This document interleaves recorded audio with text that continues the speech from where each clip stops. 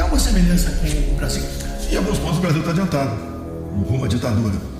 Aqui foram 1.500 presos, lá já chega a 2.000.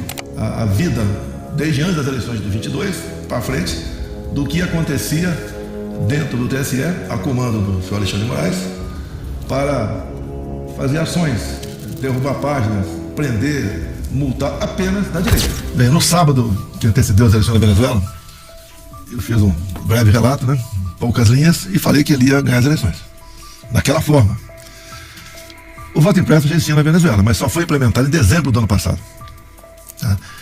Por pressão dos Estados Unidos para que ele suspendesse as barreiras econômicas, e o Maduro aceitou problemas econômicos, e no mês seguinte, em janeiro desse ano, ele tornou inelegível por 15 anos dois dos seus principais opositores, Maria Corina e o Capriles. Eles são de centro-esquerda, já bem claro isso aí. E achava que com isso aí teria dado contra o recado. Bem, foram realizadas as eleições, teve o voto impresso, e teve aquela história toda, sabemos, né?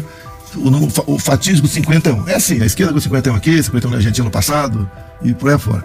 E daí pintou essa confusão toda, porque o pessoal da Maria Corina pegou ele chama nossas tripas aqui, né? Que seriam os boletins de urnas. Pegou e viu que tinha ganho as eleições, e faltava então a contagem pública dos votos, que seria pegar o saco da urna, quando o que nós queríamos aqui. Eu sempre fui derrotado, aprovado na Câmara, mas derrotado pelo Supremo Tribunal Federal, a questão do voto impresso, e a confusão foi feita. Só que tem um detalhe, né, que vai além de uma eleição, né? Quem está mandando na Venezuela é China e Rússia. É o país mais rico em petróleo do mundo, e esses dois países fincaram suas garras lá, juntamente com alguns satélites, como Cuba, que recebe petróleo da Venezuela, né, o seu contato com o Irã. Não foi à toa que no meu governo não houve esse aqui. Nesse atual governo, 2 navios do Irã passaram por aqui, reabasteceram, ficaram aportados por algum tempo e foram para a Venezuela. Descarregar o quê?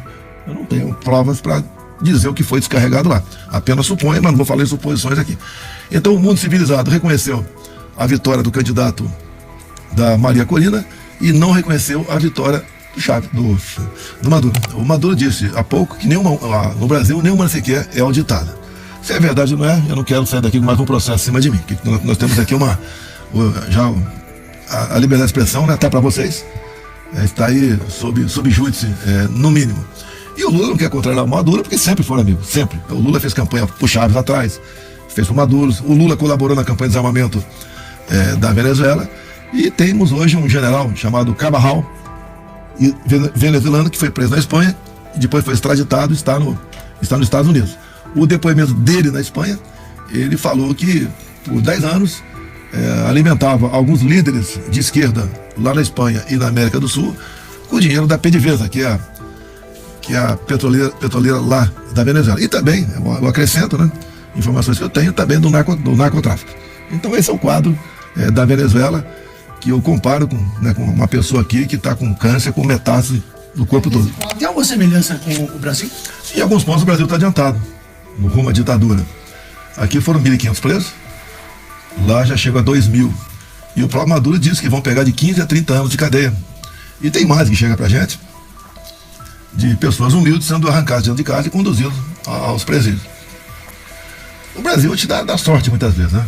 Até este não vazamento, pelo que eu sei, alguém colaborou com passar a vida desde antes das eleições de 22 para frente, do que acontecia dentro do TSE, a comando do senhor Alexandre de Moraes, para fazer ações, derrubar páginas, prender, multar apenas da direita. Um fato muito conhecido, né? Empresários golpistas. Então a gente sabe, eu sabia como estava acontecendo, e agora está comprovado. Então foi infiltrada uma mulher nesse grupo de 8 empresários, e troca de informações, desabafa, você desabafa até, você escuta de futebol, etc, né?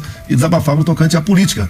E daí, então, isso daí o inquérito das fake news, das milícias digitais, ações antidemocráticas, resolveu então ir para cima dos 8 empresários. Mas o alvo deles era Luciano Hang, que tinha uma página com 10 milhões de seguidores, que é 100% voltado aí para causas nacionais, que por coincidência eram as causas as bandeiras que a gente mesmo defendia. E quando faz uma ação como essa, antes das eleições, não só o Luciano Hang ficou fora de combate, bem como os demais empresários, muitas pessoas, ficaram com medo de participar das eleições, de emitir suas opiniões por ocasião do período eleitoral. E houve uma brutal interferência do TSE nas eleições de 22. Por exemplo, por que eu não podia fazer a live, coisa simples, de dentro do Palácio da Alvorada? qual o gasto que estava dando para a União. Eu dei gasto 1000 vezes mais andando 20 km fazendo live na casa de outra pessoa. Tá? Que gastava com segurança, combustível lá, gastaria apenas energia elétrica. Nada por ocasião de uma live. Por que eu não podia divulgar também? Foi proibido das imagens do enterro da rainha. As imagens do 7 de setembro. Mostrar o Lula falando, defendendo aí o ladrão de celular, que era para tomar uma cervejinha. Não podia mostrar a amizade do Lula com Maduro, com Chaves lá atrás, com o Daniel Ortega na Venezuela, que agora que continua prendendo padres e expulsando freiras. Nada disso eu podia mostrar. Eu não podia mostrar o Lula com o boné do CPX. Ele foi lá no Rio de Janeiro, no Morro do Alemão, não se encontrou com os traficantes, se encontrou com os líderes comunitários que eram eleitos com o beneplácito, com aceito do tráfico local. Não podia mostrar isso aí. E ele podia tudo, me chamar de genocida, de pedófilo, né, que eu queria acabar com o 13º, que eu queria acabar com direitos trabalhistas, tá, que eu ia acabar com o Bolsa Família, onde eu tripliquei o valor do Bolsa Família. Então eu não podia fazer absolutamente nada. Ações que eu entrava contra o PT, levava 4, 5 dias, já perdeu efeito. E ele, antes de entrar, já tinha o TSE impedindo de eu mostrar no programa eleitoral certas coisas. Tem uma súmula de 2016. Primeiro, o Tribunal de Contas da União, ele fiscaliza se há desvio de recursos. Tribunal de Contas da União. Tá? Questão de presente. Tem uma lei de 91. Você buscar lá aí, está escrito lá que o presidente pode vender seus presentes, pode doar, tá?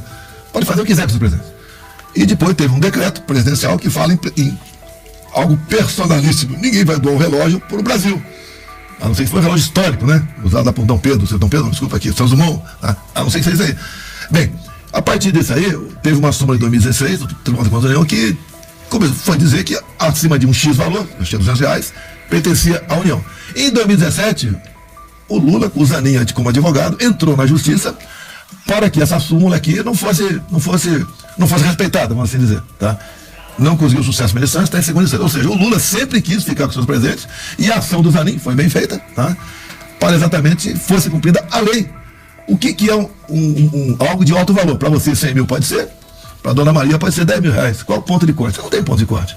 E esses presentes personalíssimos, que é joia, brinco, botadura, caneta, relógio, etc., são personalíssimos, ponto final. Não tem que discutir esse assunto. Então o TCU resolveu agora uma ação do deputado Santos, do Rio Grande do Sul.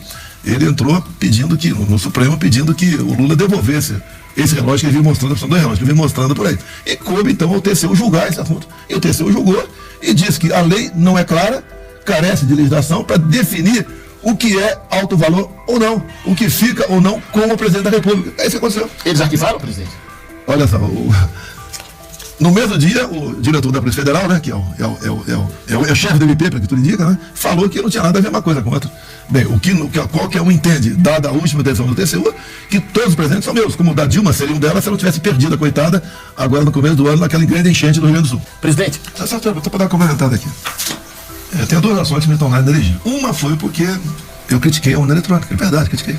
Tá? Porque eu desde 2012... Só está inelegível por isso. Desde 2012, não foi baixadinha na cueca não, tá? Nem não. Nem conta aí fora, nem no apartamento, nem 50 mil no apartamento, nem nada. Desde 2012. E quem entrou com a ação foi o Carlos Lupe, do PDT. E tem um vídeo dele, de 2016, ele criticando o voto eletrônico. E ele é claro, o Lupe, né? Foi no programa eleitoral gratuito. Eleições sem contagem pública é fraude. O Flávio Dino, mesmo, foi em 2010, ele era governador, né? E eu falo o seguinte, olha, eu não era candidato, eu tenho a certeza da fraude no voto eletrônico, tendo visto o que aconteceu comigo no Maranhão. E esse cara está se voltando contra mim. Eu aprovei o voto impresso. Eu vou contar a história que é bacana, né? Eu tinha aprovado, não ia ser acolhido pelo relator, que era Rodrigo Maia, a aprovação do voto impresso. Eu conversei com o líder religioso do Rio de Janeiro, que tinha ligação com o Eduardo Cunha, e eu falei, dá para me ajudar a Rodrigo Maia acolher essa emenda? Bem, foi falado com o Eduardo Cunha resolveu o assunto. Foi acolhida a emenda do voto impresso. Aprovamos, tá? Logo depois foi vetado pelo governo, derrubamos por 430 votos mais ou menos na Câmara, ou tanto no Senado. Quando a esquerda vê que vai perder, ela vota contigo. Para não pagar o preço alto aí. E depois o Supremo, eu não sei se foi unanimidade ou 8-3, diz que é inconstitucional porque o voto impresso exporia uma vulnerabilidade da segurança do voto. O que eles alegavam? Na hora de votar, se a maquininha gripasse ali, ia lá o mesário e ia saber como o seu Zé estava votando. Pelo amor de Deus. Hoje em dia o voto impresso está no Paraguai, está até na Venezuela, tem 2 países agora, é Brasil e Butão, se não me engano, que tem esse tipo de votação. Todo mundo confia na máquina. Agora, quando nós não temos obrigação de confiar em quem faz o programa. O senhor faria alguma coisa diferente do que o senhor fez? O senhor se arrepende de alguma coisa? Tem arrependimento, tá? Lógico, por exemplo, o Ministério, meu, não está presente aqui, que é o Rogério Marinho, a coisa técnica, MDR, né? Trouxe água com o Nordeste, essa questão técnica. E tinha alguns ministros, que a gente chama de palacianos, são 4, eram muito bons, mas não tinham malícia nenhuma. Aí tudo bem, eu poderia botar um ministro mais político ali, poderia ter feito, então depois, indo o Ciro Nogueira para lá, ajudou. Dentro desse contexto da pesquisa, da pergunta de Henrique, só um minutinho. O Alcolumbre e o Rodrigo Maia, por exemplo, foram eleitos presidente da Câmara e presidente do Senado com seu apoio e logo viraram desafetos também do senhor. Rodrigo Maia, que é inclusive do seu estado do Rio de Janeiro, e o Alcolumbre também, que o senhor foi importante para derrotar o Renan Calheiros na época, para eleger o Alcolumbre no Senado. E depois, logo em seguida, os dois estavam brigados com o senhor. O que acontece? Nós tomamos a ideia que é um quartel, né? Está lá o comandante, o Estado-Maior, e está lá embaixo, lá na ponta ali, cabe soldado. Se não cabe o soldado ganha na Mega Sena, alguns ficam meio ciúmes. Fica. Eu fui o cabo que. Se bem que ser presidente não é ganhar na Mega Sena. Minha vida virou inferno. Tá? Agora, o que é comum acontecer? Comigo não aconteceu. Vocês estão vendo a briga sempre por cargos. Por exemplo, o PSD tem 3 ministérios. O republicano tem 1 ou 2. O PP tem, não sei o que lá. Tem diretoria de banco estatal. Né? Tem essas coisas todas aí. Né? Comigo não teve isso. Então, o que reverbera a vontade de muitos líderes partidários? É junto ao presidente da respectiva casa. Então, eles queriam de mim compartilhar o momento. Queriam ministérios, queriam isso, queriam aquilo, queriam diretoria de banco, queriam estatais. E eu não dei. Tá? Eu não dei porque eu sabia o que ia acontecer. E lá quando você der um ministério para esse partido aqui, o teu partido vai querer também. E ato contínuo, se você apresenta uma lista de fidelidade menor do que a dele, tá? Ele vai querer o teu ministério, não o dele que está dando pouco para ele. O que é lista de fidelidade? Que boa votação. O seu partido tem 50 deputados. 40 votaram com o governo. São 80%. E o outro partido deu 90%, deu 60%. Então tinha a tal da lista de fidelidade que o tempo todo era uma bagunça. Era uma briga enorme o ministério. E você pode remontar, porque eu sou um pouco do arquivo vivo, que eu cheguei no Congresso em 91, até como começou o mensalão. Por que houve aquela ação da BIM dentro dos Correios do Rio de Janeiro que desembocou o mensalão? Então, ao agir dessa maneira, o pessoal lá sentiu-se incomodado. E problemas aconteceram. Agora eu sabia, quando desce a primeira vez, ia virar uma prostituta. Tá certo? Que tem que fazer o teu serviço por dinheiro, faz por dinheiro. Eu não ia fazer isso aí. Você não viu? Você pode ter ouvido falar alguma coisa de corrupção lá, mas nada de concreto, que nem foi aberto o processo disso aí. Nós botamos em cada ministério 5 ou 6 pessoas, indicado pelo Wagner Rosário, que era ministro da CGU, para exatamente ficar de olho, para ajudar o ministro. Qualquer contrato, acima tal valor, lupa lá dentro, etc. E fomos em frente. Agora, realmente, tem razão, viraram inimigos, meu. Dois viraram praticamente inimigos. E além disso, tive problema com... Qual o problema com o judiciário que pode ter ocorrido? A indicação de ministro. Ou você acha que quando chega uma vaga para o ministro, alguém morreu, acabou o tempo dele, eu vou indicar uma vaga para o Supremo, a elite política que envolve os 3 poderes, quer ele e não quer esse lá. O senhor gostou dos seus 2 ministros?